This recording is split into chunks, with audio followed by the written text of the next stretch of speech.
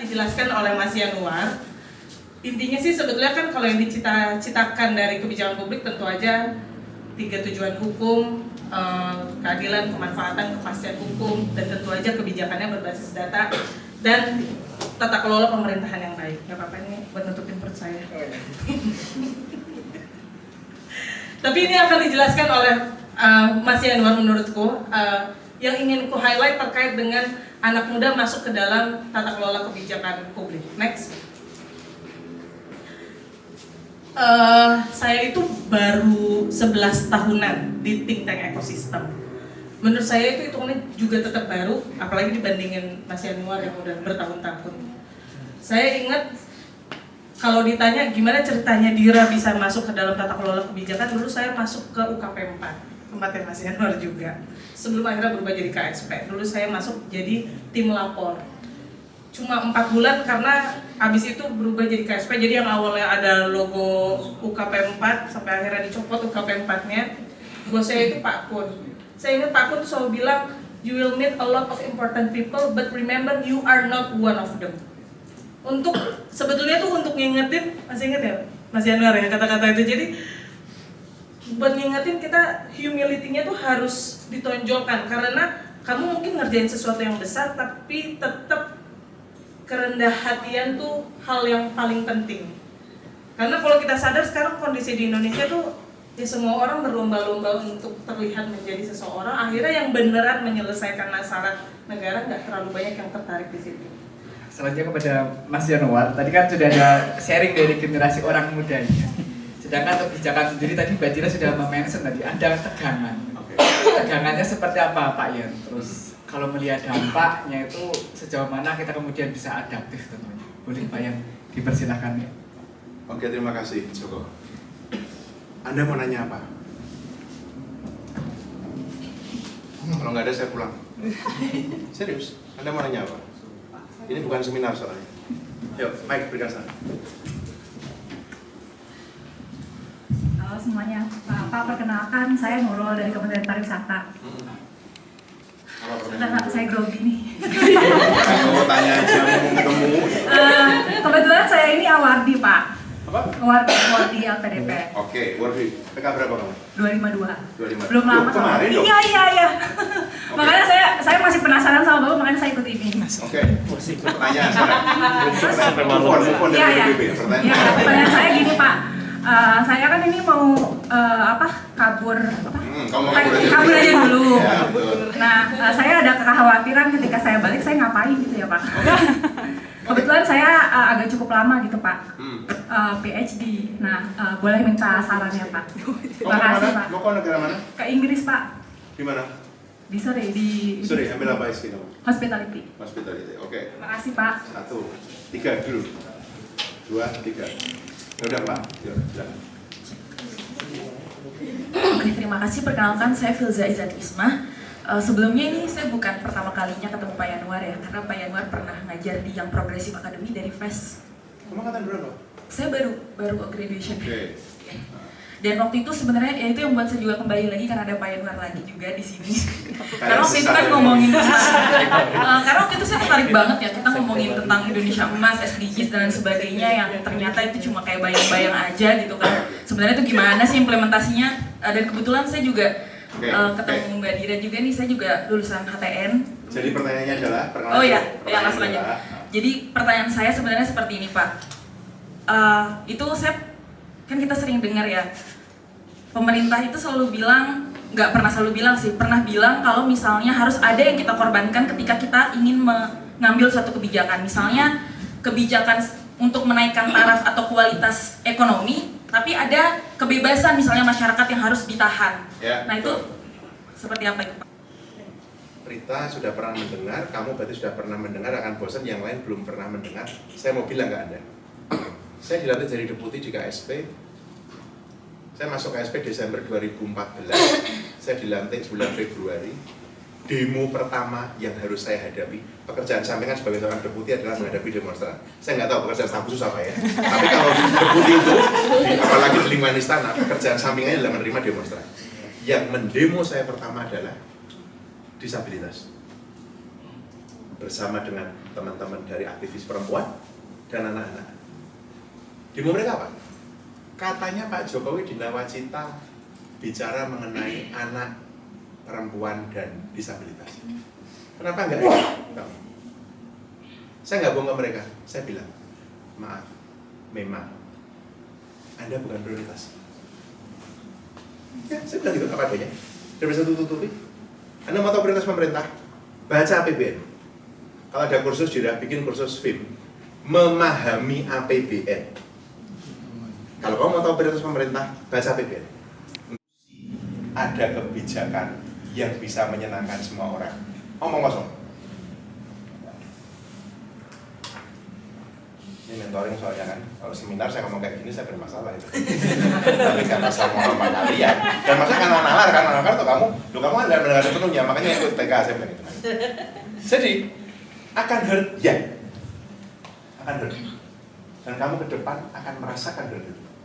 Kalau sekarang belum merasakan, pemotongan kemarin itu bukan yang terakhir. Siap-siap. Rizky. Kok jatuhnya ke karena yang bilang saya nggak dianggap ya.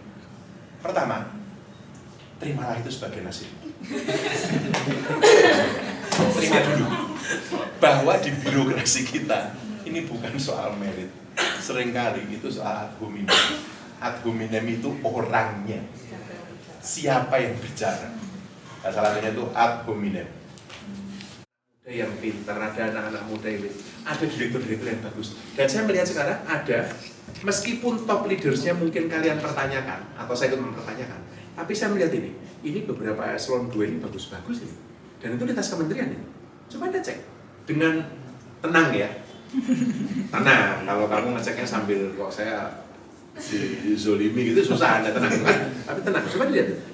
Terus, eselon 1 juga banyak yang bagus-bagus. Iya, iya. Tapi mereka kan juga secara politis terhambat kan. Eselon 1 itu cuma punya kalau di dalam penelitian Robi Muhammad waktu dia dulu di Kolombia tentang 6 degrees of separation, pernah mendengar? Robi Muhammad itu orang Indonesia, dia bekerja di lab fisika, dia di lab psikologi di sana, dia anak fisika ITB dulu. Dia menemukan teori dengan supervisornya 6 degrees of separation. Kamu dengan orang siapapun di dunia itu paling jauh hanya berjarak 6 orang. Kamu dengan Trump, misalnya gitu kan, cuma ada 6 orang di antara kamu sama Trump.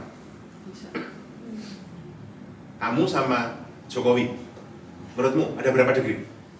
Sekarang ini cuma 1 di antara kamu sama Jokowi. Saya kena Jokowi, langsung.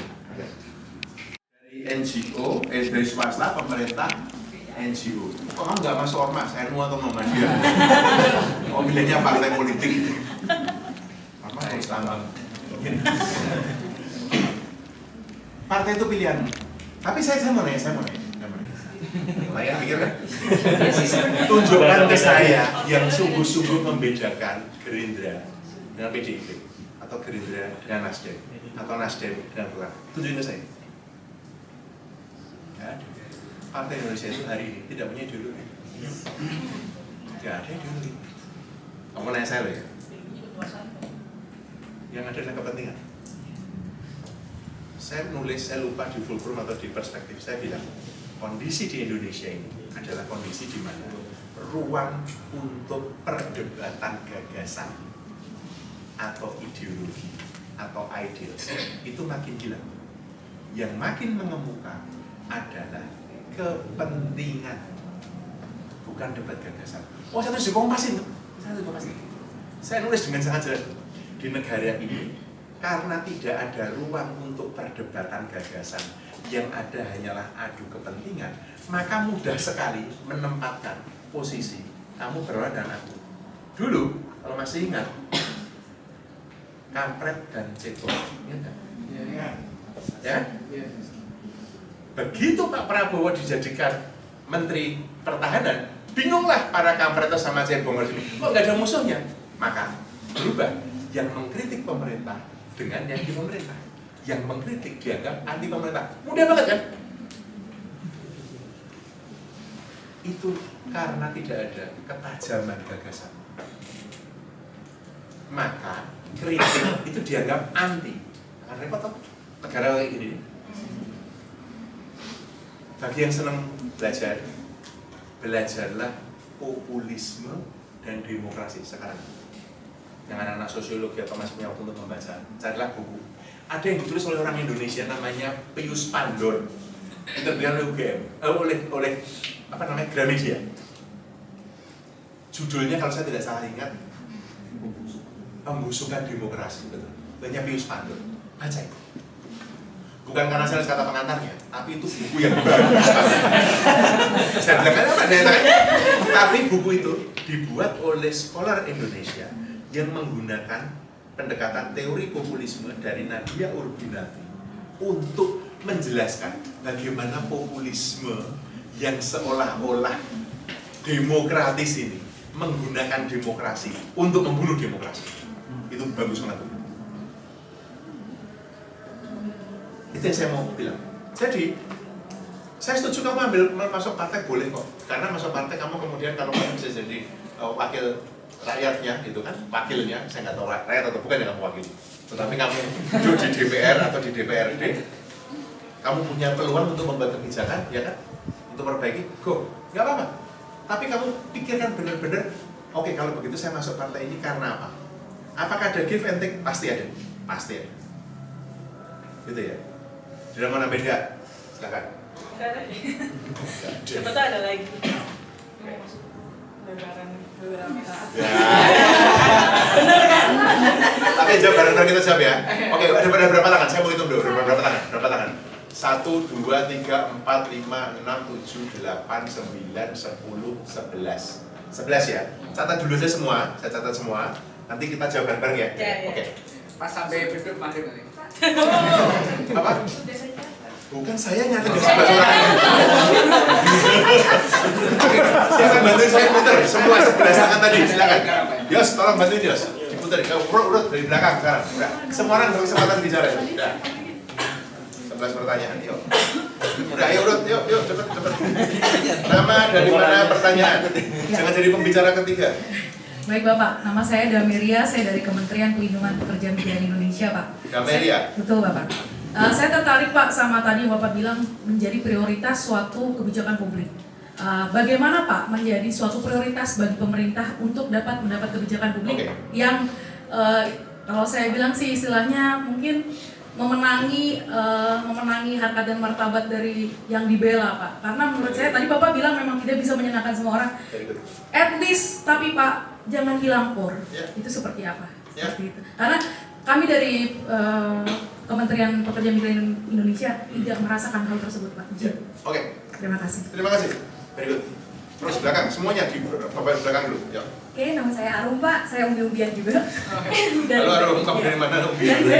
Dari BNN Pak. BNN? Iya, izin tadi saya menanggapi yang Pak Satya juga sampaikan bahwa memang kebijakan tidak bisa memuaskan seluruh pihak. Tapi ketika saya kemarin S2 di UI ngambil kebijakan publik Pak, dosen saya bilang bahwa kebijakan memang tidak bisa memuaskan semua pihak, tapi setidaknya bagi mereka yang tidak bisa terpuaskan mendapatkan kompensasi dari kebijakan dari ketidak baik dari kebijakan tersebut. Kemudian saya juga ingin menanyakan nih Pak, ketika saya belajar S2 kemarin itu, saya mempelajari tentang formulasi kebijakan, bagaimana sebuah kebijakan dibuat itu sangat rumit gitu. Ketika ujian pun saya sampai sakit kepala karena menghitung cost benefit analysis itu susah gitu Pak, sulit gitu. Sampai sebuah kebijakan diputuskan. Bagaimana dengan pemerintah sekarang? Saya juga bingung apakah di sini juga ada think tank, mungkin ada Mbak Dira gitu nanti bisa sharing.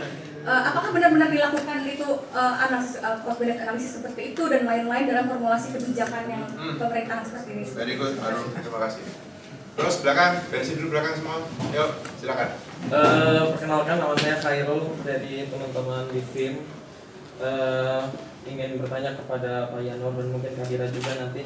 Kebijakan tadi kan disebutkan sebagai respon pemerintah terhadap isu yang sudah ada dan seperti yang tadi mungkin Mas Josu sebutkan di awal, pemerintah saat ini kan sering banget test water gitu ya, mengeluarkan kebijakan kemudian ditarik. Nah, pertanyaan saya, apa titik jungkit yang kemudian membuat sentimen tersebut bisa mengubah kebijakan gitu? Beberapa sentimen saat ini kan ada yang kemudian bisa mengubah kebijakan kayak kemarin tabung gas gitu ya, Indonesia darurat itu kan kebijakan yang kemudian dianulir tengah jalan. Tapi ada juga beberapa sentimen yang itu nggak sampai menimbulkan hal-hal yang baru kayak Danantara, efisiensi dan itu tetap jalan gitu kan. titik Oke. jungkirnya apa itu Apa? Pak? Oke, betul.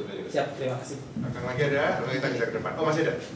Bismillah, assalamualaikum warahmatullahi wabarakatuh. Selamat sore, sore, Pak Yanuar, Mas. Kak Gira, dan Bang Yusuf. Kenalin, nama aku Aryan Andika Saputra, dari tim juga tim substansi Anies Baswedan, gitu, dan diturun tangan. Gitu. Oke, pertanyaannya, Mas, kan politisi Indonesia sekarang adalah yang membuat kebijakan yang jangka pendek, gitu. Contohnya apa? Pendidikan tidak diprioritaskan, gitu. Pendidikan menjadi nomor kesekian di di negeri ini, gitu. Contohnya pendidikan gitu ya, 15 tahun sekali diadakan, sedangkan politisi-politisi bermainnya di ekonomi, yaitu bisa dilihat dari forum-forum ekonomi setahun sekali diadakan. Itu contoh sederhananya gitu. Kenapa politisi-politisi mengambil kebijakan-kebijakan yang jangka pendek gitu ya? Itu satu. Yang kedua, Mas, pemimpin-pemimpin kita di sekarang adalah produk-produk dari 98 ya, gitu, dari 98 gitu. Nah, dan kita bisa lihat produk-produk dari 98 ini itu yang akhirnya juga bahasanya juga terlibat untuk mengepentingkan dari perpolitikan Indonesia, sehingga membuat aktivis-aktivisnya 98 menjadi aktor juga seperti Soeharto mementingkan dirinya sendiri, keluarganya, bahkan koleganya, gitu ya Mas. Oke, assalamualaikum warahmatullahi wabarakatuh. Mas, silakan. Ya, terima kasih kesempatannya. Saya Jeko Pak Yanuar.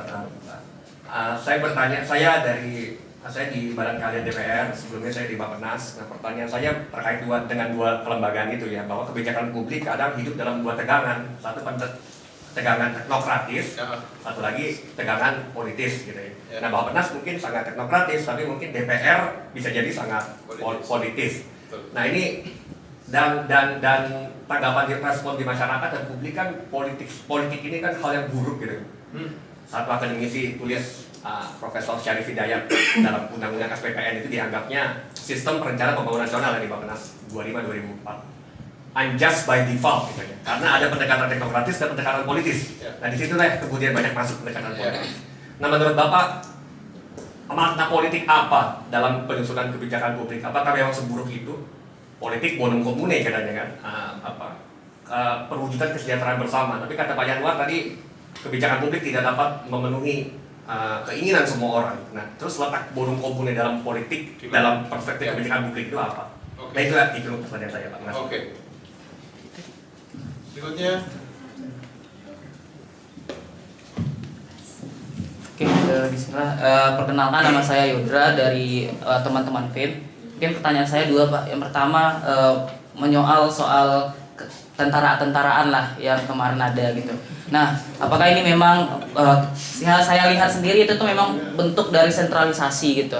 Apakah memang ke depan 5 tahun ke depan kita akan menghadapi sentralisasi itu dan desentralisasi otonomi daerah itu udah terhampas lah gitu. Yang kedua, melihat kondisi ada kabur raja dulu dan Indonesia gelap dan segala macam, mungkin bagi kita yang terdidik ataupun tercerahkan, itu memang ada sesuatu hal yang salah. Tetapi bagi orang-orang yang tidak tersentuh misalnya di desa ataupun orang-orang yang bawah dan segala macam, mereka masa bodoh, bahkan kadang gitu.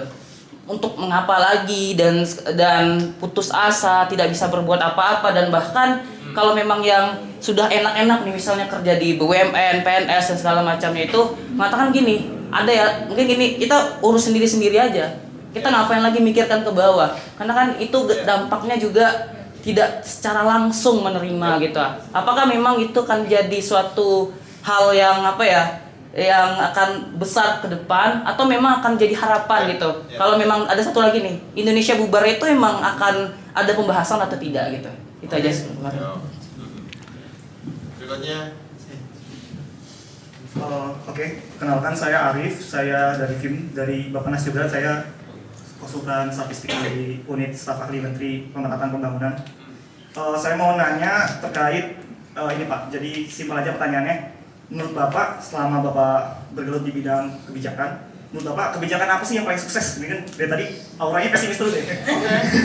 Apa sih kebijakan yang paling sukses dilakukan pemerintah, dan itu kuncinya apa yang dilakukan? Nah, itu yang pertama. Dan yang kedua, terkait karena saya di unit pemerataan coba manfaatkan data-data di BPS, ternyata data-data di BPS juga publikasinya ada yang beberapa terhambat Pak karena efisiensi ini gitu. Nah, berarti apakah pemerintah ini tidak fokus untuk evidence based policy atau gimana Pak? Saya kurang paham ya karena saya juga cuma interaksi ya sekilas-sekilas saja gitu. Terima kasih Pak. Oke, bagus. Terima kasih. Berita. Ya, saya berita dari Bappenas ya Pak. Tadi mungkin menyambung apa yang disampaikan oleh Mas Jeko, antara tegangan antara yang politis dan teknokratis, dan tadi Mbak Dira juga menyampaikan bahwa sebagai anak muda ini kita harus tabah. Saya di Bappenas sudah tabah dan sabar banget Pak. tapi kan mungkin ya kita kan tidak boleh menyerah pada keadaan seperti itu aja ya Pak. Tapi ya kita harus susun strategi seperti apa sih yang bisa kemudian memperbaiki kondisi negara yang Mbak Dira ya.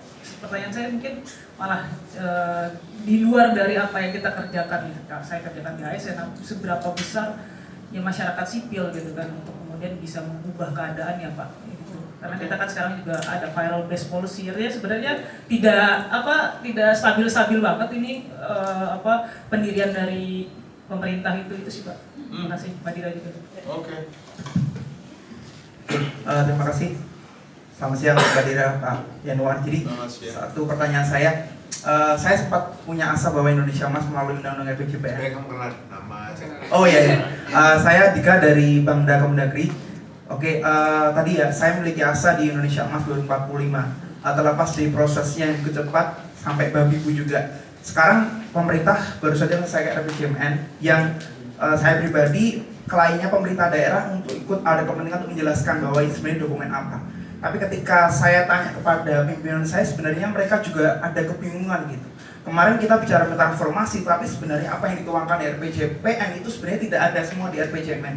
Semuanya bebas si Asta Cita ini, dan itu yang kedua, banyak sekali komunikasi publik yang sebenarnya tidak jelas dilakukan oleh pemerintah sehingga banyak timbul sentimen gitu ya. Apa itu Impres 1, kemudian apa itu Danantara dan lain sebagainya. Bukan bicara mengenai teman-teman masyarakat gitu. Kita aja di pemerintah juga nggak tahu sebenarnya pemerintahnya udah arah bawa kemana gitu ya. Bukan pemerintah. Iya makanya. Itu justru pertanyaan Pak, sebenarnya pemerintahnya mau dibawa kemana gitu. Mau ikut mensukseskan tapi kita mau ikut makan tapi sebenarnya kita nggak tahu makanannya rasanya gimana dan komposisinya apa gitu kan. Nah itu yang dari semua yang terjadi selama ini sebenarnya kebingungannya di titik mana gitu. Saya jujur dulu benar-benar bingung nih Pak. Ini sebenarnya mau kemana negara ini gitu. Wah ini frustrasi. Bismillahirrahmanirrahim, selamat sore semuanya. Kenalkan saya Mahira Diva, Mahira. Mahasiswa dari UIN Tulungagung Jawa Timur dan iya. Kamu di Jawa Timur di sini? Iya. Untuk ikut tes ini? Kebetulan saya lagi di Jakarta aja.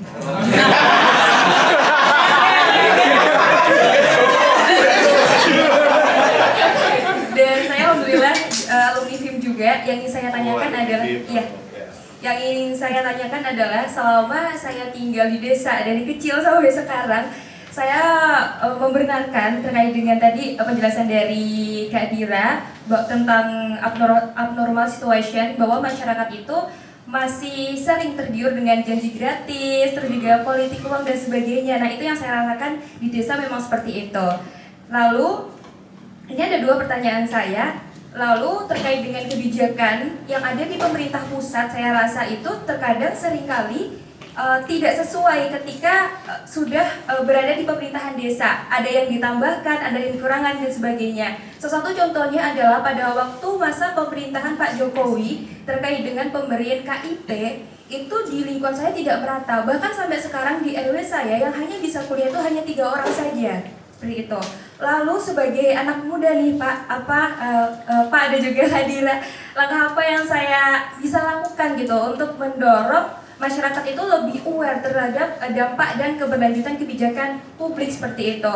Dan saya kebetulan saya juga aktif di Orda maupun di Ormas di lingkungan di daerah saya, tapi saya rasa saya tidak pernah mendapatkan terkait dengan knowledge tentang kebijakan publik, sehingga teman-teman yang ada di Orda Ormas itu hanya sebagai mohon maaf kayak sebagai budak para petinggi untuk menjalankan programnya. Dan ketika saya mendirikan sebuah gerakan sosial di lingkungan saya itu banyak anak-anak yang masih memiliki fixed mindset bukan growth mindset, dan itu perlu effort banget untuk memberikan stimulasi growth mindset itu. Saya Haki dari India Energy Nexus, kita inkubator startup, tapi startup yang di sektor energi terbarukan fokus ya. Pertanyaan saya sebenarnya kalau setiap kementerian lembaga atau kepala daerah gitu ya mungkin Mbak Dia, dalam menentukan isu prioritas itu pembobotannya atau komponen pertimbangannya itu apa ya? Karena saya sepakat sekali dari tadi yang disebut viral based policy terkait dengan tempat saya bernaung. Selama 7 tahun terakhir, 5-7 tahun terakhir kita booming ya di Indonesia fenomena startup, pertumbuhan startup. Tapi kemudian sejak pandemi COVID, setiap kementerian lembaga itu berlomba-lomba latah FOMO bikin program startup. Saya mencatat ada 13 kementerian lembaga yang bikin program startup, tapi setiap kementerian lembaga itu model desain program itu sama semua, inkubasi. Apakah bagus untuk startup? Enggak. Enggak, karena biasanya startup ini kalau udah ikut satu inkubasi, dia nggak boleh ikut program-program lain. Sedangkan program-program pemerintah, ini problem umum lah. Birokratis, sangat birokratis, prosedural. Kemudian desain programnya juga tidak dipikirkan secara matang, itu karena latah FOMO tadi gitu ya. Outputnya tuh gak jelas apa yang mau dikejar gitu. Kalau ngomongin kalau ngomongin startup kan berarti ini kaitannya sangat erat dengan satu, kita perlu ekosistem riset dan inovasi. Dua, perlu kebijakan industri yang suportif, insentif pajak. Apa nih industri yang mau diprioritasin dulu deh gitu. Gitu. Nah, itu tuh nggak diukur dengan baik gitu ya dari setiap kementerian dan jatuhnya setiap 13 kementerian lembaga ini latah gitu. Ya, jadi dalam menentukan program gitu, membuat program mana yang prioritas mana yang tidak, itu pertimbangannya apa sih gitu.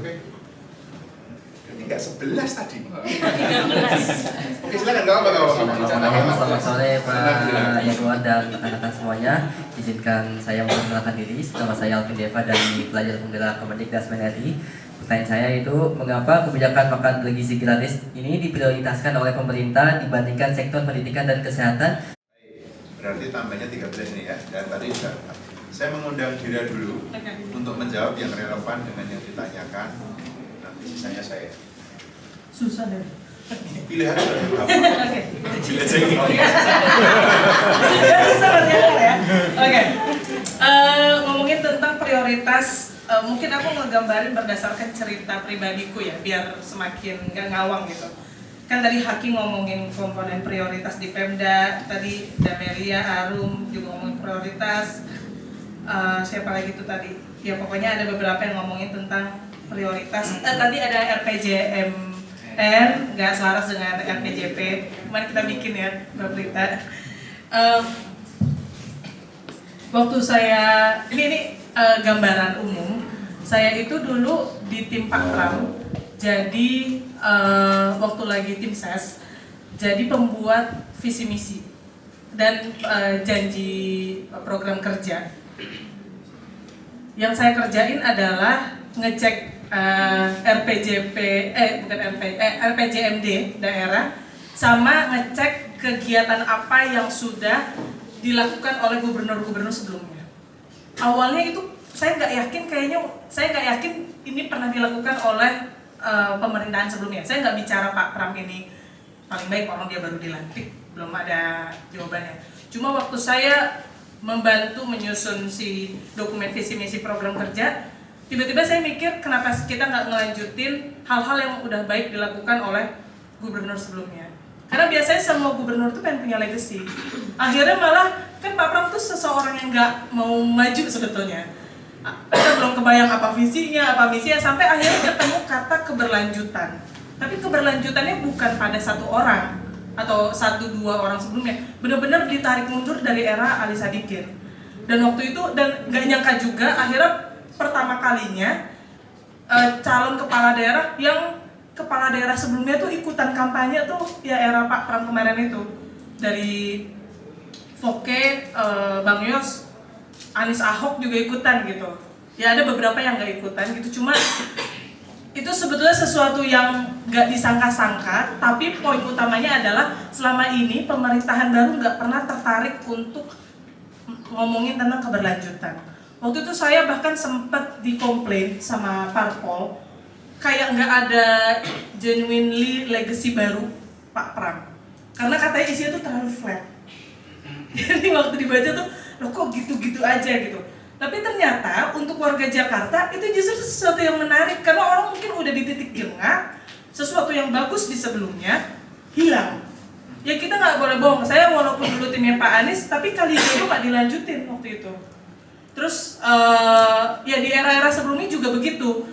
Ketika berikutnya misalnya Heru Budi, dia nggak ngelanjutin Kampung Bayam yang udah dibangun Pak Anies. Jadi gitu terus prosesnya. Bahkan kalau kita mau tarik mundur, jangan-jangan proyek-proyek mandek itu karena tidak ada keinginan melakukan keberlanjutannya itu.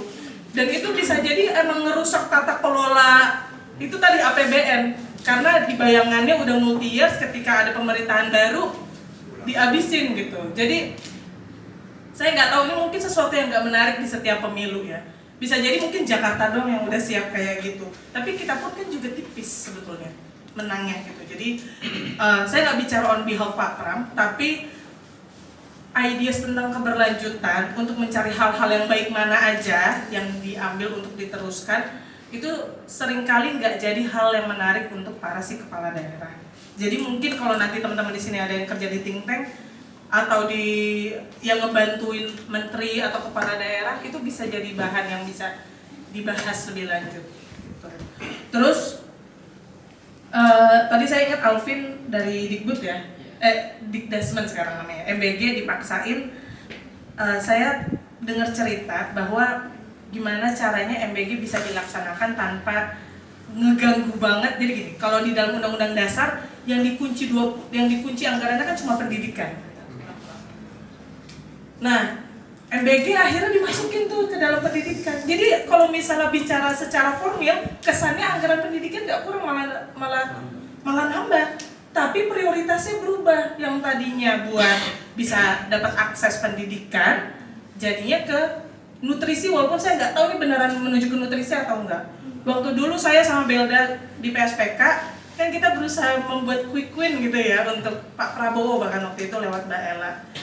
Kita ngusulin waktu itu prioritasnya ke daerah yang emang beneran butuh. Dan hari ini awalnya kita bahkan juga ada bias juga, jangan-jangan daerah 3T paling susah. Tapi malah justru warga Papua yang paling duluan demo masalah itu, karena mereka ternyata udah bisa swasembada pangan. Jadi banyak hal-hal yang kebijakan berbasis data tuh banyak dibentrokan di sini gitu. Jadi ya itu banyak mixed feelingnya, nggak cuma Alvin, saya pun detik ini masih ada perasaan mixed feeling, karena ternyata MDG itu nggak cuma pemerintah pusat, tapi pemerintah daerah juga diwajibkan untuk investasi di situ. Pendidikan nggak jadi prioritas, tadi Aryan udah sempat sampaikan, kayak tadi ada juga yang nyampein tentang pendidikan. Gini, karena saya kemarin ikutan, untungnya saya backgroundnya lumayan lama di pendidikan. Akhirnya bisa masukin nge-input visi misi bicara tentang pendidikan. Tapi kalau boleh jujur, memang calon kepala daerah rata-rata ya apapun yang ikutan pemilu, pasti mereka mikirnya ini doable atau enggak di 5 tahun ke depan. Kenapa menteri bisa agak lebih nothing tulus? Karena mungkin mereka dipilih presiden gitu. Tapi kalau kepala daerah itu mereka mikir apa yang hasilnya bisa langsung ketahuan detik itu juga. Dan investasi pendidikan itu waktu itu saya sama Belda bareng-bareng sama Mbak Prita juga, kita nyiapin wajib belajar 13 tahun. Itu ROI-nya lama banget ternyata, butuh beberapa periode, dan gak banyak orang tuh tertarik untuk ya udah nih kita kerjain gitu. Makanya kita bicara wajib belajar ya bahkan 9 tahun aja belum merata gitu. Jadi ya makanya tadi saya bilang sabar dan tabah, biar kita melatih kalau sampai kita jadi seseorang yang memegang pucuk kepemimpinan, kita nggak hanya berbicara tentang kebijakan populis yang bisa ditonjolkan detik itu juga, tapi kita jadi negarawan yang buat mikirin periode pasca kita nggak memimpin lagi. Mungkin aku segitu dulu, selanjutnya Mas Yanuar. Oke. Terima kasih. Ini ada beberapa hal yang mati. Oke, ini ada beberapa yang berkaitan dengan kebijakan, beberapa kemudian bagaimana diimplementasikan. Ini bisa saya pakai ya? Bisa berarti ya?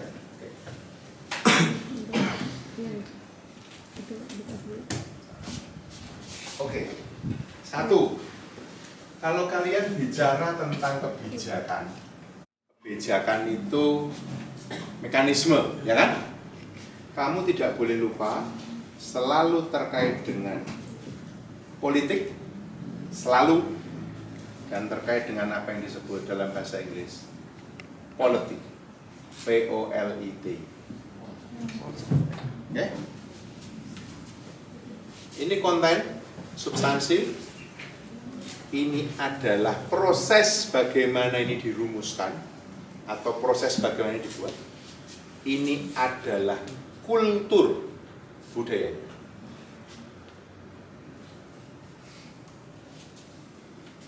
Makan bergizi gratis, substansi. Ngerti politiknya enggak? Kenapa keluar? Ngerti kultur politiknya enggak?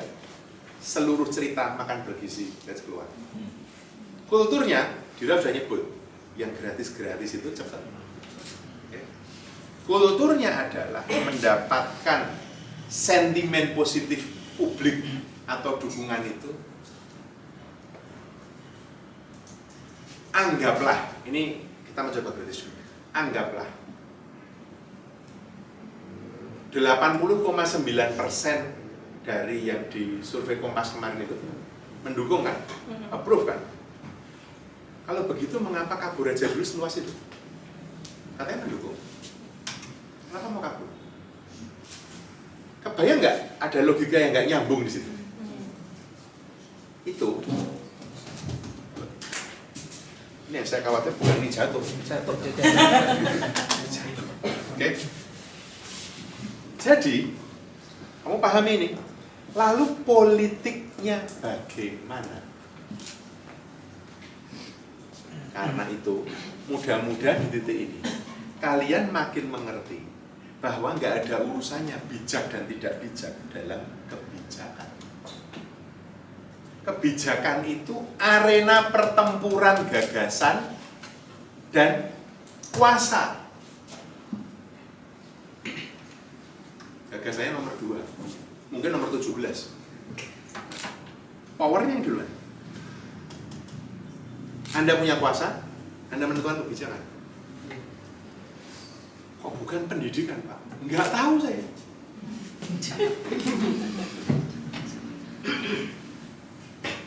Saya ngomong apa adanya ya.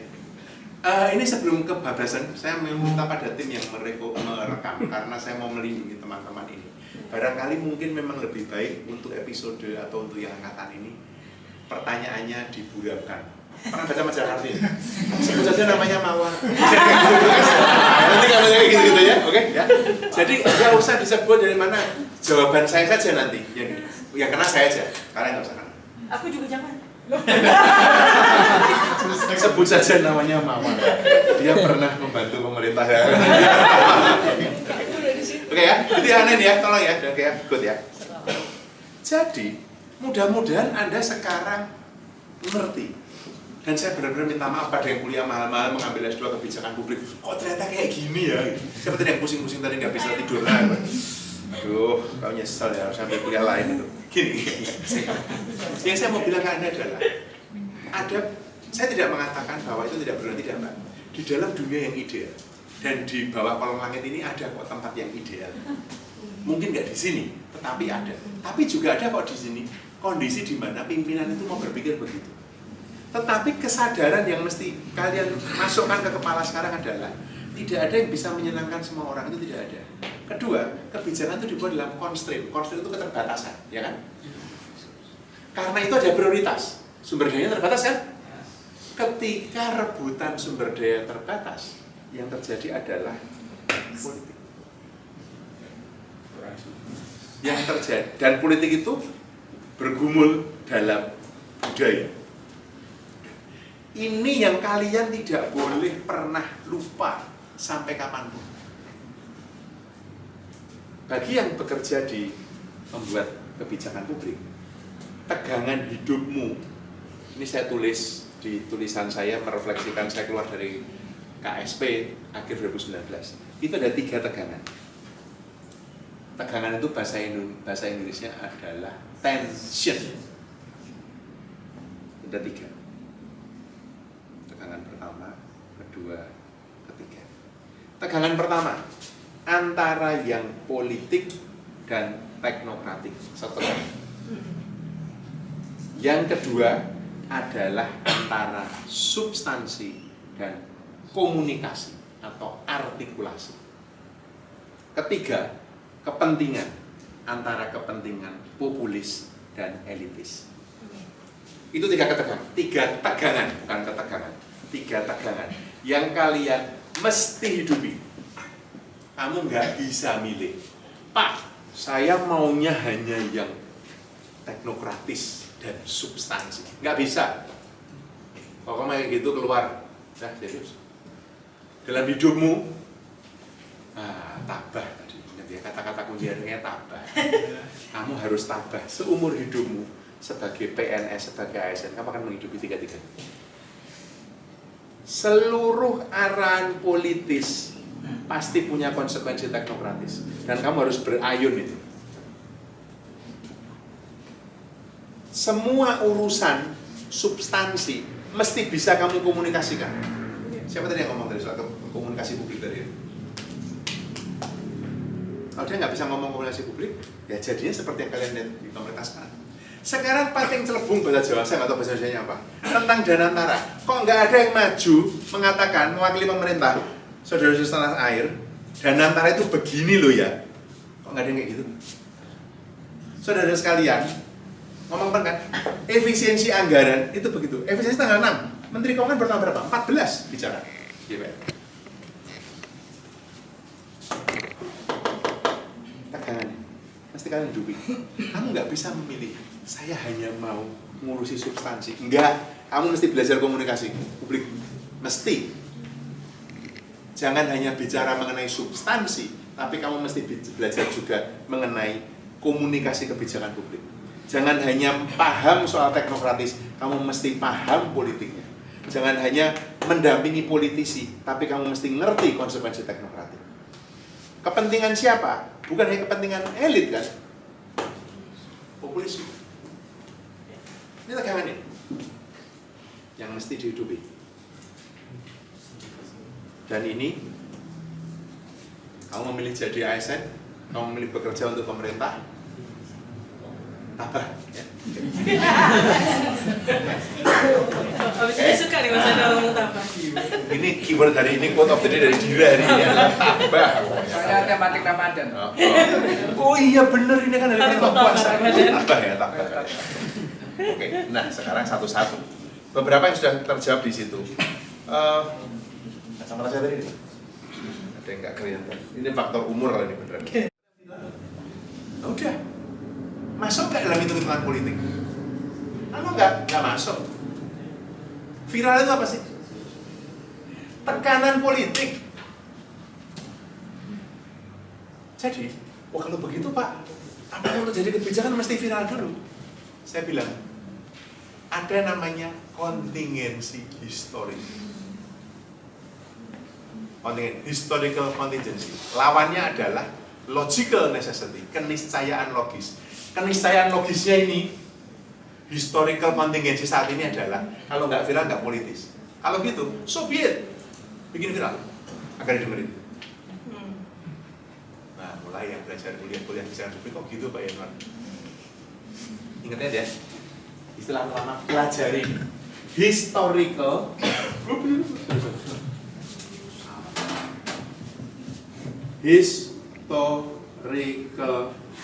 contingency versus logical necessity. Contoh, logical necessity pemerintah itu mesti kuat. Pemerintah itu tidak hanya berdaulat, tapi harus kuat. Kuat untuk apa? Melindungi warga negaranya, memastikan hak-haknya dipenuhi, ya kan? Pemerintah yang kuat. Tapi historical contingency-nya beda-beda. Sejak saya lahir, sampai saya dapat pekerjaan saya yang pertama, presidennya nggak ganti, namanya Soeharto. Karena tadi 98. Maka ketika 98 menurunkan Soeharto, yang ditangkap adalah historical contingency. Pemerintah yang kuat itu menindas rakyat. Maka agendanya melemahkan pemerintah. Salah. Pemerintahmu lemah, dimakan oligarki. Jadinya kayak gini nih. Kamu kira kuat pemerintahan ini? Enggak. Apa enggak?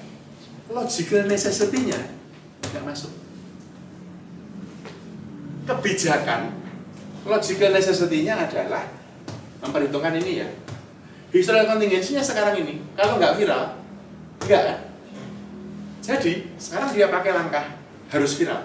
Apakah nanti sepanjang hayat juga harus viral? Ya nggak begitu cara mikirnya. Tapi dalam konteks seperti sekarang ini, kalau begitu, so be it. Hal kedua dalam kebijakan, ingat ya, dari what should be, kamu tidak bisa menyimpulkan. Dari what is, kamu tidak bisa menyimpulkan what should be. Ingat itu. Saya nggak ada slide-nya, saya nggak tahu cukup pakai, nggak penting. Saya ulangi ya, dari what is, yang ada, kamu tidak bisa menyimpulkan what should be sebagai kebijakan. Apa yang seharusnya? What is itu apa? Survei 90% anak SMA nyontek. Apa iya kamu bikin kebijakan nyontek diizinkan? Ya enggak lah. Kalau kamu survei secara sistematik warga Indonesia ini 90% tidak peduli apakah koruptor dihukum atau tidak. Apa iya kamu bikin kebijakan? Kalau begitu korupsi boleh? Ya kan enggak. Tetapi, loh, kok ternyata kayak gini? Balik. Ingat terus ini, ingat terus ini, ingat terus ini. Ya, balik ke pertanyaanmu tadi. Itu menjawab damai jadi agak panjang, tapi mudah-mudahan menjawab beberapa pertanyaan yang lain kan. Gimana menjadikannya prioritas? Mainlah dengan segitiga ini. Oke? Oke. Arum. Apakah dilakukan CBA? Enggak selalu. Ada banyak pembuat kebijakan di sini bisa ambil minum kopi atau ambil buka puasa. Tanyalah. Ya ada kadang-kadang yang bagian CBA itu adalah konsultan. Jadi ada pekerjaan terbuka luas. Jadi konsultan. Nanti kalau udah nggak ada efisiensi lagi tapi ya, ada efisiensi. Itu kan masuknya jasa lain-lain itu nggak masuk itu. Nanti kami tahun depan itu nah. Tapi kalau saya ngomong apa adanya, teman-teman Bappenas ini tanyalah ada 2 anak Bappenas ini, setengah mati kerjaannya, setengah mati itu kerjaannya mereka. Sekarang terpaksa karena nggak ada konsultan, mereka terpaksa melakukan. Ya tambah ya, duitmu tinggal makanya tambah ya. Cerita sama Arif tambah kamu ya. Tapi apakah dilakukan? Harusnya iya. Tapi sering kali kita nggak melakukan. Saya bilang dari pengalaman saya di KSP sendiri dulu, 1-2 kami lakukan, lain-lainnya nggak sempat, nggak ngejar. Karena di pemerintah mestinya kerja kayak gitu, terus itu kan, itu. Makanya kalau ada apa-apa, kalau saya mengatakan, saya bilang gini ya, ini bukan kalau saya tidak pro efisiensi, saya bilang, memang ada titik-titik tertentu, pemerintah itu mesti dibantu. Kalau semua mau di PNS kan, ya bisa, tapi itu mau berapa banyak PNS kita. Jadi, saya di SDGs misalnya, kami mau membuat rencana aksi nasional, atau membuat rencana kerja, kita pakai konsultan, membantu. Tapi dia memberi arahan dari pemerintah, ngerti nggak? So, ya saya ngomong aja apa adanya, gitu ya. Udah lama Sabtu tutup biasa nggak ada tutupan di sini. Oke, Khairul, Vim, sentimen. Nah sudah kan saya bilang kan, apa yang bisa mengubah kebijakan? Ketika sebuah isu muncul di dalam istilah dunia atau di dalam teori kebijakan namanya focusing event. Itu sok gayanya aja. Focusing event adalah kondisi di mana pembuat kebijakan kemudian merasa melihat bahwa ada event-event yang terkonsentrasi sehingga menciptakan tekanan politik. Bencana alam, contoh virus, pandemi. Itu kan tekanan, itu bukan hanya tekanan kesehatan, itu tekanan politik, kan? Ya kan? Ketika suatu viral, tekanan politik kan. Kalau nggak ada tekanan politik, barangkali doktoral Barin nggak dicabut. UI kemarin kan, menurut saya salut UI mau kayak gitu. Tapi diperlukan viralitas sampai segitunya untuk, oke. Jadi itu jawaban-jawaban singkatnya. Lalu siapa tadi? Ariana tadi ya. Politisi. Mengapa jangka pendek? Gini,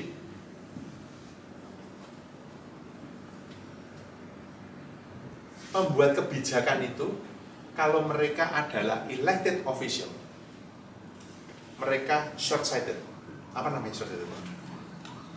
Rabun dekat. Karena dalam proses memilihnya ada persoalan besar di Republik ini adalah politik uang.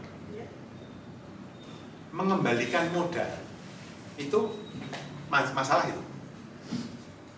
Menteri bekerja ketika reshuffle mulai dikenalkan, menteri itu tegang hidupnya sepanjang segala saat. Tanyalah staf khusus menteri kalau saya. Karena di kepala di dada mereka, kapan saya di reshuffle? Ngerti? Pasti mikirnya jangka pendek, pasti short sighted. Zaman Soeharto dulu, yang seumur saya siapa? Nggak ada ya? Ada yang pernah mengalami zaman Soeharto? Nggak ada ya? Aku ngalami. Kamu ngalami kan? Nah, masih ingat nggak? Bahkan di pinggir jalan itu dijual poster kan? Yang isinya kabinet kan? Kabinet pembangunan 1. Menteri Pendidikan siapa? Nugroho atau Susanto? Nggak ganti 10 tahun. Nggak ganti 15 tahun. RPUL ada. Ya kan? Siapa menteri menteri Pangkop Kamtib, menteri Pertahanan? LB Murdani. Nggak ganti itu 15 tahun. Menteri Lingkungan, Emil Salim, B.J. Habibie dari tahun 75 sampai tahun 98 nggak ganti itu. Itu ganti posternya mah gampang banget, nggak ganti posternya.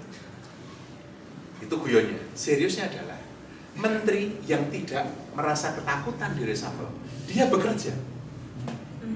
Kamu menjahat-jahatkan apapun orde baru, harus diakui memang Soeharto seperti itu. Tetapi di urusan teknokratik, landasnya itu dibikin itu. Saya tidak mengglorify Pak Harto ya, saya juga ngelawan dia. Tapi yang saya mau bilang adalah diperlukan satu ruang kerja, ya kan? Mengapa jangka pendek? Karena nggak ada ruang kerja itu. Mikirnya 5 tahun itu maksimum. Kamu tanya semua menteri, Bapak yakin sampai 2029? Kamu bikin survei, tidak ada satu pun yang akan mengatakan yakin. Lebaran ini, mereka akan sangat kusuk berdoa karena nanti reshuffle pertama setelah Lebaran. Puasa itu kan setiap hari mereka terawih. Berdoa itu mudah-mudahan saya tidak di reshuffle itu salah malam. Nanti reshuffle pertama setelah Lebaran. Jadi reshuffle enggak. Yang seperti itu menteri nggak bisa bergerak, menteri nggak bisa bekerja, nggak bisa dalam tanda petik berinovasi karena khawatir kan nanti inovasi kemudian malah menjadi masalah publik ya kan. Ini kan. Jadi itu jawaban saya atas pertanyaanmu. Lalu tadi pertanyaan yang lain adalah yang berkaitan dengan kenapa 98 begitu? Saya bilang tadi kan, agenda 22 Agustus kemarin gerakan mahasiswa efektif menghentikan revisi undang-undang pilkada, ya. Maka dia bisa dapat pekerjaan karena Mas Pram maju. Kalau itu kemarin 22 Agustus gagal, dia nggak kerja dia, nggak jadi mendampingi Mas Pram. Nyaris kabur aja dulu juga. Ya kan, dia ngaku itu kan. Kemarin yang Indonesia gelap muncul, tuntutannya berapa? 13. Kamis, Jumat memuncak, Senin hilang. Kalau kamu tidak punya tuntutan yang terkonsolidir, gerakan apapun pasti yang biar.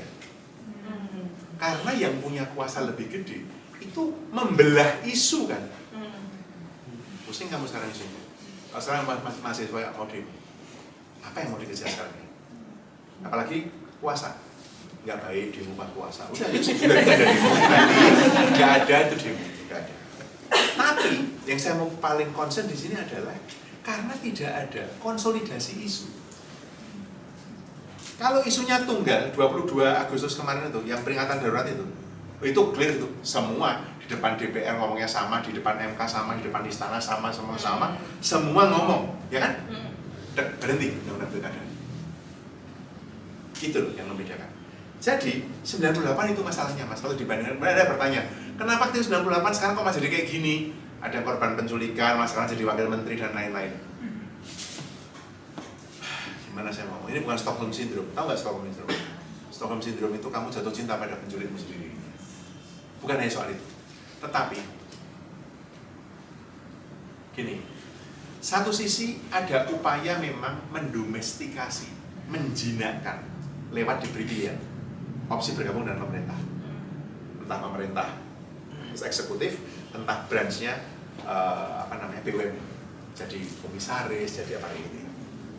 Tapi juga ada kondisi di mana tadi 98 agendanya menjatuhkan Soeharto, tetapi setelah itu tidak punya visi bareng membangun seperti apa. Menjatuhkannya iya, tapi begitu membangun nggak ada visi. Jadi aktivis 98 ikut bertanggung jawab ya, tapi sisi yang lain juga bukan hanya 98. Sekarang ini tentara-tentara yang dulu 98 berkuasa itu sudah mulai muncul generasi berikutnya kan, sudah punya second layer-nya, third layer-nya sudah muncul. Oligarki yang kalian lawan itu sudah punya kan second layer-nya. Masyarakat sipil punya apa? Itu pertanyaan. Masyarakat sipilnya enggak? Muncul enggak? Kekuatan-kekuatan sipil, civil leaders itu muncul kan? Menurut saya tidak. Itu mengapa pentingnya, atau belum ya? Itu mengapa pentingnya menjaga masyarakat sipil. Tadi siapa tadi yang bilang tadi masyarakat sipil perlu? Kamu tadi bilang. Menurut saya. Nah,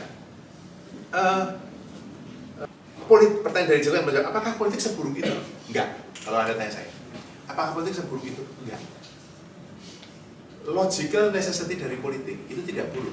Logical necessity dari politik adalah upaya untuk mendapatkan dan mempertahankan kekuasaan. Netral. Untuk apa? Baru bisa diberi label. Logical necessity politik itu tidak buruk. Historical contingency politik yang membuat banyak orang sekarang merasa politik itu sampah, politik itu kotor, politik itu pasti main uang, politik itu pasti nyolong, politik itu pasti nyeleweng, gitu kan? Itu bukan logical necessity politik. Maka saya mendukung loh, saya serius masuk partai itu. Berpolitiklah, ada kan kata-kata berpolitiklah dengan santun, itu bicara logical necessity politik. Tapi historical contingency kita, most of politisi busuk memang, ya. Jadi itu ya, Jeko. Lalu Yorga, tentara-tentaraan. Nah, oke. Indonesia gelap, rasa bodoh, Indonesia apakah akan bubar? Gini, apakah itu sentralisasi? Ada simbolisasi yang terjadi di Magelang, menurut saya adalah mengirim pesan kepada jajaran birokrasi dan publik bahwa kita satu komando, ngerti nggak? Itu yang dikirim pesannya, ya kan? Kamu ikut ya. Kamis tanggal 20 apa 21 Februari kemarin itu setengah mati macetnya Jakarta itu karena Monas dipakai untuk latihan baris berbaris para bupati dan gubernur, wali kota gubernur. Saya melihatnya begini, saya refleksikan. Undang-undang otonomi daerah itu mengatakan atau bicara bahwa daerah punya hak mengelola sumber daya sendiri kan.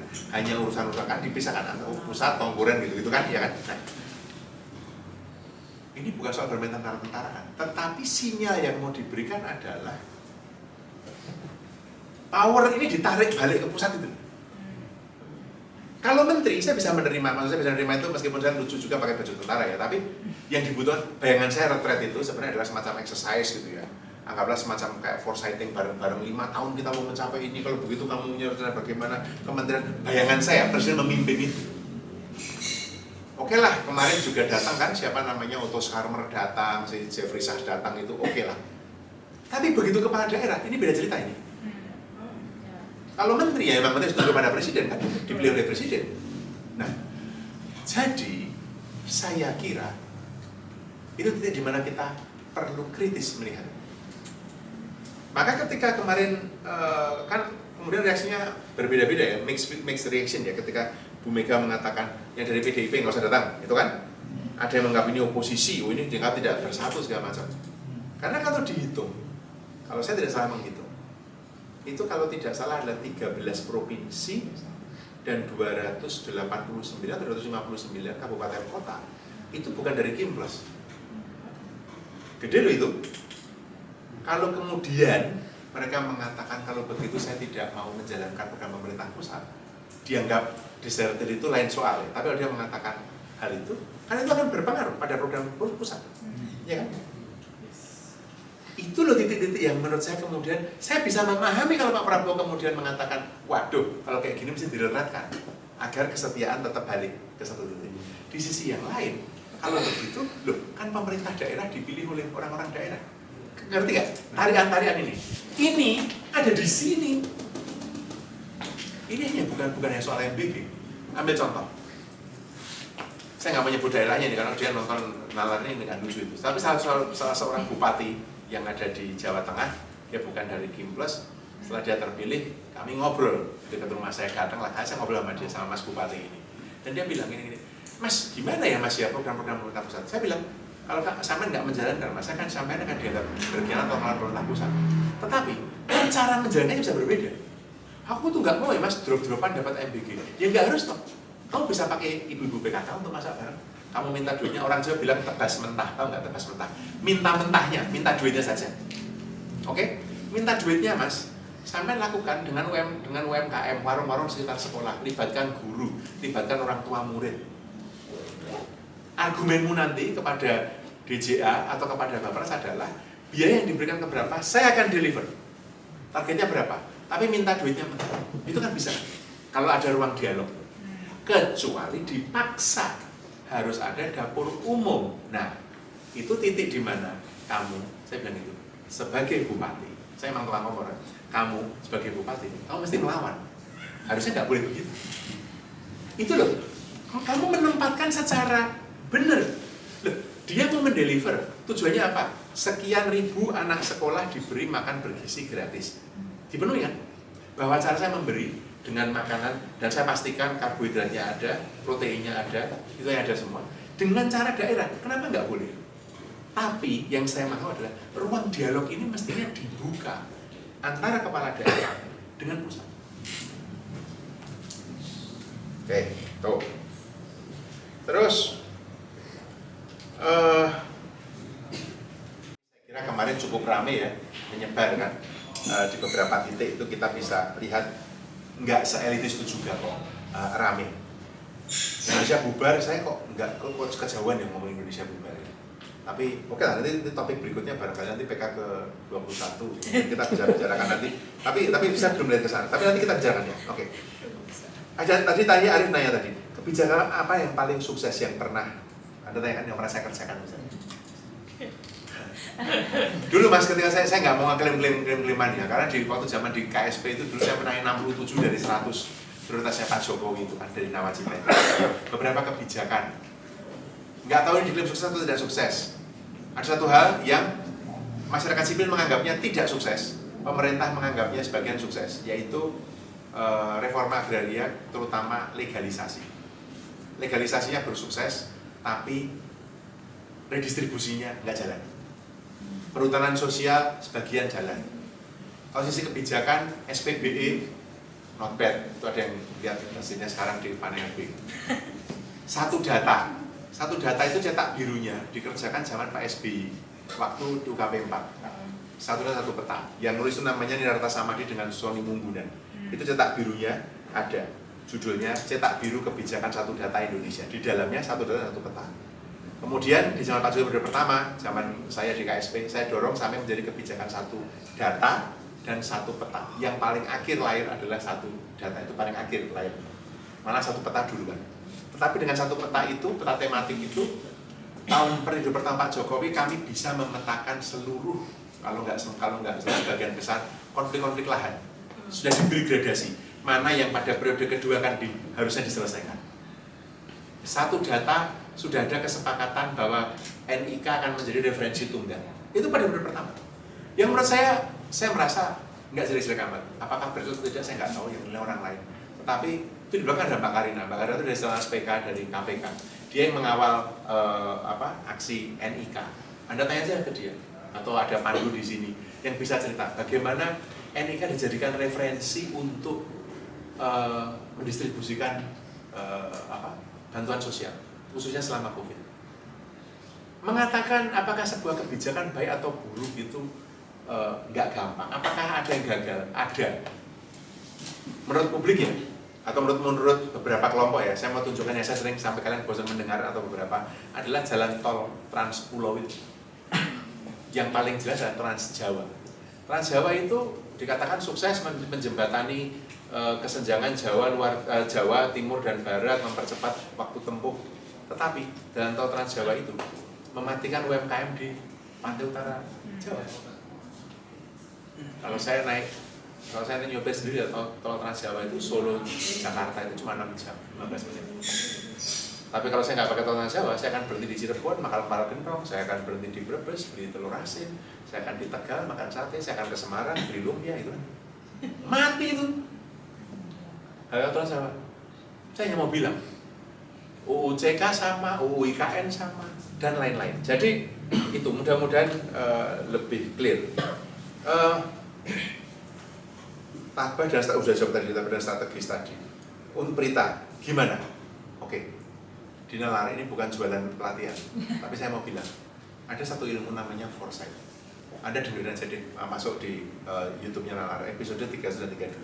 Tapi di situ contoh saya adalah untuk perencanaan pembangunan. Saya mau bilang, untuk dirimu sendiri.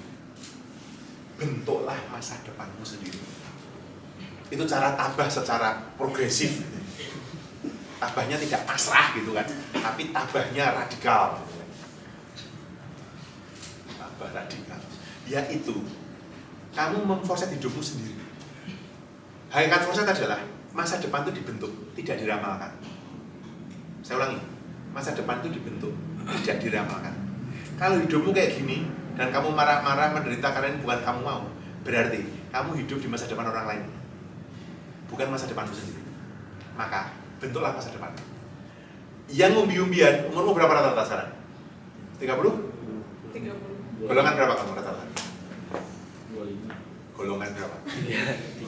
3B, 3C, 3B, 3A. Oke. Buatlah peta jalanmu. Contoh ini, tabah radikal ini ya. Peta jalanmu. Kamu umur 45 tahun, kamu 4C. Bikin peta jalan hidup. Gimana caranya umur 45 tahun kamu 4C? Mengapa 4C? Agar kamu jadi dirjen, agar kamu jadi deputi, agar kamu jadi staf ahli. Tapi kalau kamu hidup tabah, terus pasrah, tidur, ya enggak kemana-mana kamu. Maka tubel aja dulu atau kabur aja dulu dalam kerangka ini. Itu bagian dari strategi tabah itu. Ngerti nggak? Tabah progresif. Tabah tapi progresif. Kamu ngerti kan harapan? Dan jangan putus harapan. Oh kok kayak gini ya, pertanyaan siapa tahu 2029 berubah, gitu kan? Kalau begitu nanti kamu punya pikiran. Begitu. Jadi saya mengusulkan, pakailah pendekatan foresight itu untuk membentuk masa depanmu sendiri. Ada yang guyon ke saya bilang begini ya. Saya keluar dari KSP akhir 2019. Covid terjadi, jalan. Sorry, ada yang mengkritisi kenapa KSP tidak sangat progresif. Tapi saya malah masuk ke tim penanganan Covid. Kemudian saya masuk, selesai saya ngurusi Bapenas, mengurusi SDGs. Kemudian dia mengatakan, oh Mas Januar kok pas banget ya keluarnya Desember itu, kemudian 1 Januari Februari ada pemangkasan efisiensi. Terus adalah saya ditawari masuk ke, ya nggak jadi menteri atau menteri tidak, tapi ditawari masuk ke salah satu dewan di itu, saya bilang enggak. Ada menteri yang menawari saya untuk menjadi dirjen, saya tolak. Dan kebetulan kok yang dilelah bermasalah. Ada yang mengatakan, kamu untung banget Pak Mas. Sebagian untung iya, saya nggak takabur, sebagian untung iya. Sebagian saya ngitung. Begitu Februari terpilih pemerintahan yang baru, saya bikin skenario, tanya Joko itu. Anak-anak yang saya kerjain, Pak. Bikin skenario kami nalar. Ketemu skenario kayak gini. Kira-kira, ini bisa dihapus nggak ini? Saya bikin skenario begini. Indonesia 5 tahun ke depan itu akan ditentukan oleh 2 driver utama. Dua-duanya politik. Dua-duanya politik. Politik yang pertama adalah kualitas demokrasi. Demokrasinya makin ke atas, demokrasinya makin substantif. Artinya orang boleh mengeluarkan pendapat, boleh protes, nggak direpresi. Gitu. Ke bawah, demokrasinya makin prosedural. Ini substansi. Oke? Ke kanan, politik. Ini namanya state capacity, kapasitas pemerintah. Ini makin bagus ini.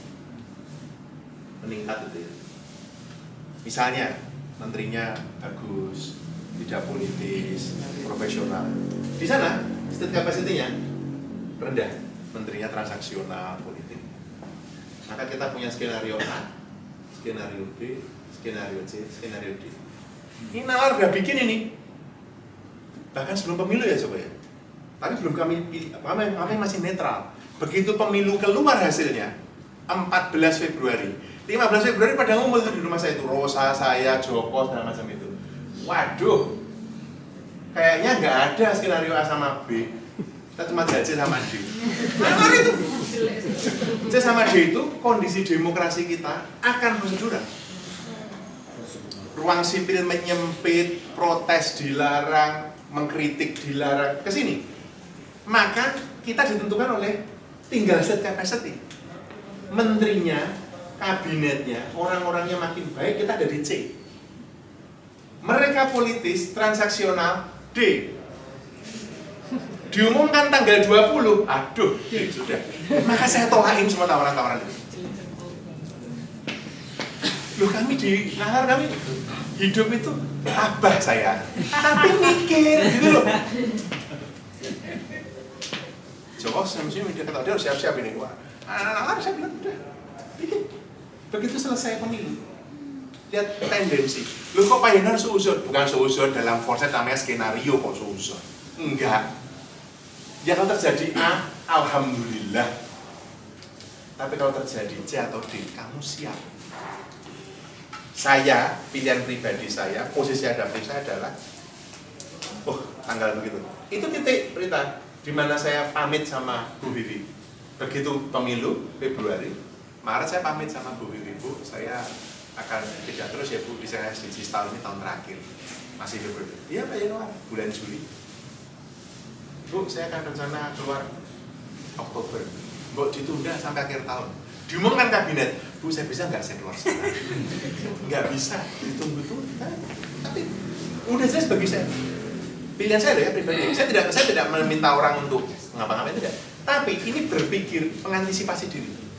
Waktu saya kan ikut pencalonan KPK kan? Iya. Itu kan kondisinya, dan saya ngerti itu. Kalau saya, ini agak sulit. Kalau saya atau orang-orang lain yang teknokratik itu terpilih di KPK, saya punya harapan C, serius. Tapi begitu diumumkan yang 10 nama ke DPR itu, udah pasti D. Ini sesinya direkam gimana ya? Ya, rekam aja. Boleh diedit ya guys. Oke. Jadi berita kamu tabah tapi harus strategik. Tabah progresif. Komunikasi publik sudah saya omongkan saya tadi, RPJP, RPJMN, yang namanya prioritas nasional, visi politik, ini namanya visi politik, oke? Visi politik presiden itu diturunkan dalam prioritas nasional. PN itu ada beberapa, oke? Ada beberapa, PN 1 sampai PN 1 sampai PNN, oke? Untuk setiap PN itu ada PP, program prioritas 1 PN, PP 1, PP 2, PP berikutnya sampai PPN. Untuk setiap PP ada KP, ya kan? Kegiatan prioritas KP 1, KP 2 dan seterusnya sampai KPN. Untuk setiap KP muncul project, ya kan? Prioritas. Terus di bawah ini untuk setiap project ada RO. Ini cara menurunkan dari visi politik menjadi RO. Tahun 2014 Pak Jokowi terpilih jadi presiden. Jumlah RO total itu sekitar 6.500. Kami di KSP, staf saya minta nyisir memilih 100 dari 6.500 itu untuk dikendalikan oleh KSP. Jadi yang dikendalikan itu RO. Kejar itu. 1000 km jalan tol. Itu RO. Ya kan? Dipilih. Kamu kebayang nggak? Staf saya dulu saya sampai matanya merah semua itu pelototin tuh. 6.500 ini nyambung sama nawacita yang mana untuk bisa kita dorong, kita tajamkan. Ada 2 orang Bappenas, 1 orang KPK yang belajar kayak gini. Ini cara ngurusi negara. Maka kamu perlu punya data, kamu perlu ngerti duitmu ada berapa, ngurus. Kamu kira 2.000, 3.000 dan sekian ribu RO tadi itu harus bisa didanai dengan APBN, kebayang? Maka ada beberapa yang mengatakan ini nggak penting, ini dicoret, ini kan. Sekarang kamu bisa membayangkan dari negara sekarang ini 300-600 triliun dipakai untuk apa saja, oke? Itu. Sudah jam berapa ya? Jam 4 ya? Sudah lewat, saya tahu, saya ngebut ini. Dika, Mahira, tergiur janji gratis sudah dijawab oleh Dira tadi. Kejadian tidak sesuai daerah, KIP tidak merata, betul kan yang dari daerahmu kan? Iya, dan itu memang mesti diakui, memang selalu ada persoalan, satu persoalan adalah persoalan substantif, yaitu ada exclusion dan inclusion error. Soal yang lain adalah, saya kira, adalah soal akurasi data. Jadi, saya kira, Mahira, bagaimana ini bukan soal kebijakannya, tetapi soal implementasi di lapangan. Ada satu orang bupati, kemudian jadi menteri Pan-RB namanya Aswar Anas. Dia tahu data di daerahnya tidak cukup akurat atau dia tidak bisa mengandalkan dengan pusat. Saya tahu ini ada mixed feeling ini, apakah boleh atau tidak boleh, tapi dia melakukan update sendiri. Tetapi Banyuwangi itu dianggap satu di antara kabupaten yang cukup sukses saat itu. Sekali lagi lepas dari penilaian menteri-menterinya, yang mendeliver bantuan sosial. Dia bekerja sama dengan swasta untuk rantang kasih itu, pakai Grab untuk mendeliver ke orang-orang tua. Tapi yang jelas dia mendatai. Kata kuncinya ada pada soal data. Itu ya, Mahira ya. Siapa tadi? Yang startup energi siapa namamu tadi? Halim, Haki. KLD dalam menentukan prioritas tuh, seperti ini. Ini diturunkan ke KL ini. Apakah sebelum lagi terima kasih, kita harus usir ya, oke. Apakah ini sejalan ataukah ini akan jalan dengan pemerintahan sekarang? Kamu kan renewable energy kan? Bacalah Asta Cita baik-baik. Menurut saya, arah pengembangan energi di zaman Pak Prabowo ini arahnya ke bio, renewable-nya ke bio, bukan ke yang surya, angin atau yang lain, tapi ke arah bio. Dugaan saya, melihat programnya, melihat bagaimana food estate mau dijalankan untuk energi sama untuk makan, saya menduga bio. Apalagi kemarin menang melawan Eropa soal sawit. Itu dugaan saya. Saya nggak tahu apakah kamu akan mengubah bisnismu atau tidak, tapi kira-kira itu kan. Ini kok sama? Kamu tadi bilang kan, begitu inkubasinya kok sama semua. Ada istilah. Ingat baik-baik istilah ini. Herd principle. Prinsip kawanan. Pernah lihat bebek? Bebek yang banyak itu jalan, depan belok kanan, semua belok kanan. Tanpa dia melihat. Depannya lagi belok kiri semua. Herd principle. Satu KL bikin startup, semua KL bikin startup. Baru.